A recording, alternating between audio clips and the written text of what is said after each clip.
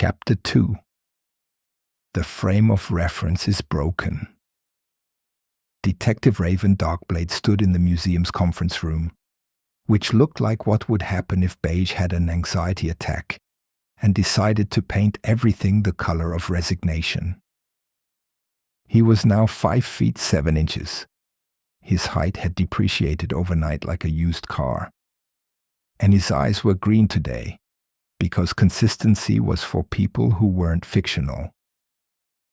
Before him sat a collection of suspects, so suspicious they could have formed a support group called Definitely Didn't Steal the Nona Lisa Anonymous. His new investigation method, organizing suspects by shoe size, had already failed when he realized he didn't know how to ask about shoe sizes without sounding weird. So, he said, abandoning his revolutionary system and accidentally reverting to categorizing people by suspicion levels again. Let's start with you, Mr. Arthur Thief, said the man wearing a beret, striped shirt, and carrying a bag labeled swag in large letters. He also had paint under his fingernails and was unconsciously making grabbing motions at the art on the walls. With an I, not an A. It's Welsh. Right, Raven said, immediately dismissing him as too obvious. In his experience, which was limited and mostly wrong, the real criminal was never the obvious one. You can go.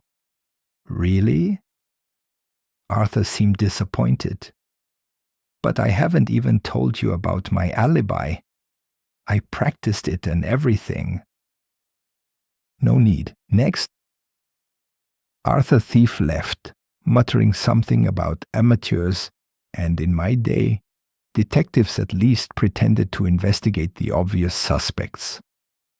Next up was Reginald Hatzart, the art critic whose face was permanently fixed in an expression of disgust, as if he'd just bitten into a lemon that had opinions about modern art. I don't see why I'm here, Reginald sneered, his sneer sneering sneeringly. I hate all art equally. Why would I steal something I despise? That would be like stealing vegetables when you're a carnivore, or collecting stamps when you have no mail, or ... We get it, Raven interrupted. You hate art, but you were at the gala? I'm always at galas. How else would I tell people how much everything is terrible? My review column, everything is awful and here's why, doesn't write itself. Although given the state of modern journalism, it might as well. And your alibi? I was in the modern art wing, loudly explaining to anyone within earshot why everything they thought they knew about art was wrong. I have 17 witnesses. They all hate me, but they remember me. Hating is just another form of remembering, really. Raven made a note. Hates art. Probably didn't steal it. Unless he did. Question mark? The next suspect shuffled in, looking like consciousness was a burden he couldn't quite bear. It was Gary Sleeps-A-Lot, the security guard, who'd been on duty. I was definitely awake, Gary said, immediately yawning so widely Raven could see his past meals. Wide awake, alert, vigilant, other synonyms for awake. Then how did someone steal a priceless painting? Well, when I say awake, I mean spiritually awake. My body might have been in what looked like sleep, but my mind was traveling the astral plane, investigating cosmic crimes. So you were asleep. In this dimension, yes. Raven sighed and added to his notes. Guard was asleep. Sky is blue. Water is wet. disappointing but unsurprising.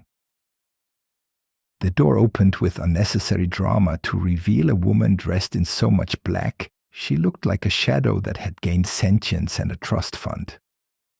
She glided rather than walked, possibly because walking was too pedestrian for someone so mysterious.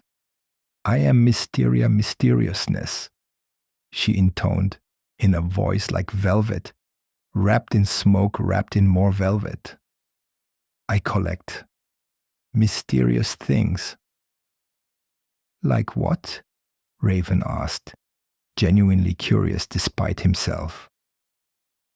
"If I told you, they wouldn't be mysterious, would they?" She smiled mysteriously. "I collect objects whose purposes are unknown, paintings of people who never existed, books written in languages that don't exist, and postcards from places that aren't on any map." "So basically junk?" Her mysterious smile became less mysterious and more annoyed. "I was at the gala, admiring the Nona Lisa's frame. Did you know it's worth more than the painting itself?" "What?" Raven's eyebrows did their independent dance.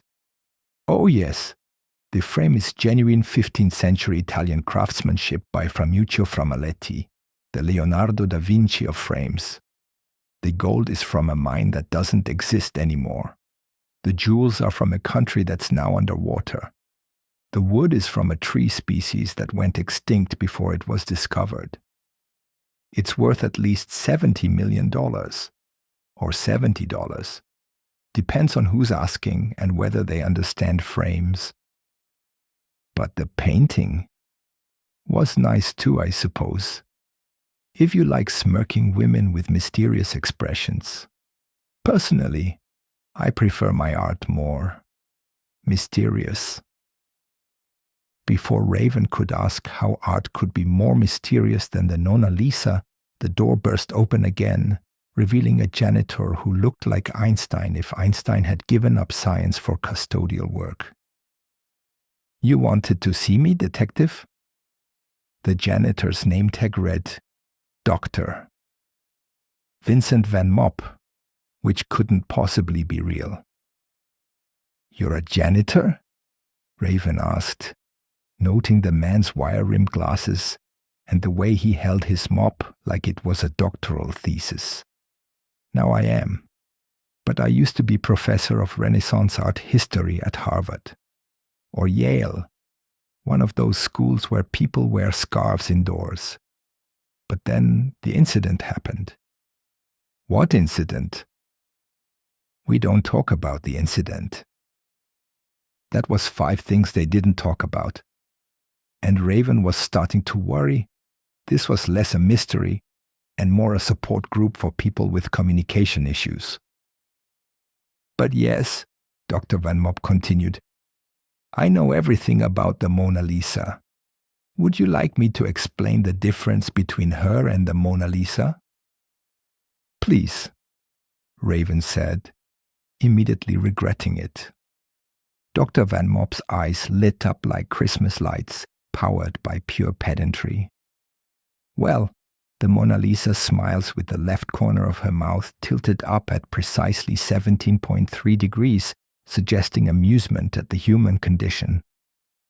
The Nona Lisa's smirk is tilted at 17.4 degrees, but on the right side, suggesting she knows your internet search history and judges you for it." "That's very specific." "Oh, I'm just getting started.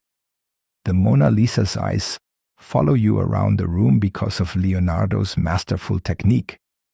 The Nona Lisa's eyes also follow you, but they seem to be rolling slightly, as if she can't believe you're still looking at her. Also, Mona's hands are folded serenely. Nona's hands are positioned like she's about to slow clap sarcastically." "When did you last see the painting?" Raven interrupted before he had to hear about nostril angles. "During my 3 a.m. cleaning rounds. It was there," smirking away.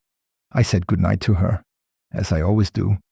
She didn't respond, as she never does, because she's a painting. Important distinction.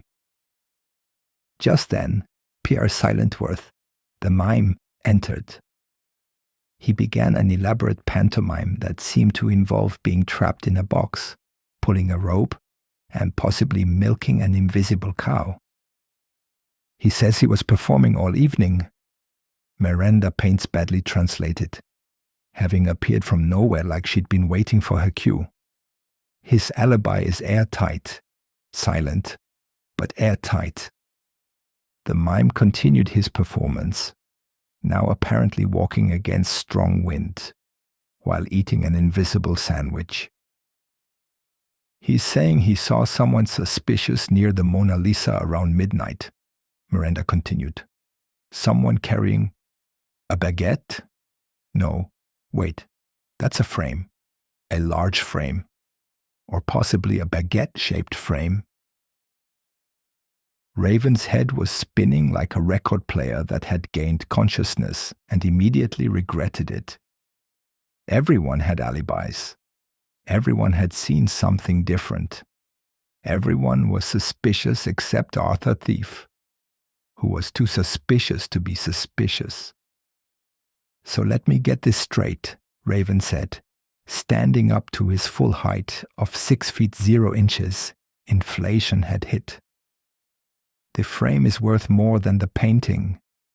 The janitor is actually a professor. The mime saw someone with either bread or wood. The security guard was astral projecting. The mystery collector wants mysterious things mysteriously. And the art critic hates everything equally. That's correct, everyone said in unison, which was creepy and probably rehearsed. And nobody thought to mention that the frame is worth more than the painting. We assumed you knew, Miranda said. You're a detective. Don't you detect these things? Raven made one final note. New investigation method status. Failed. Reverting to random accusations and hoping for the best. As the suspects filed out, each more suspicious than the last, except for Arthur Thief, who was so suspicious he'd integer overflowed back to innocent, Raven noticed something. The coffee stain on his notepad, when had he spilled coffee, had formed a perfect circle, just like the frame of the Nona Lisa, which meant absolutely nothing.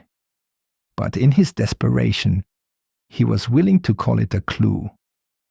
To be continued. Mysteriously. Author's note for Chapter 2.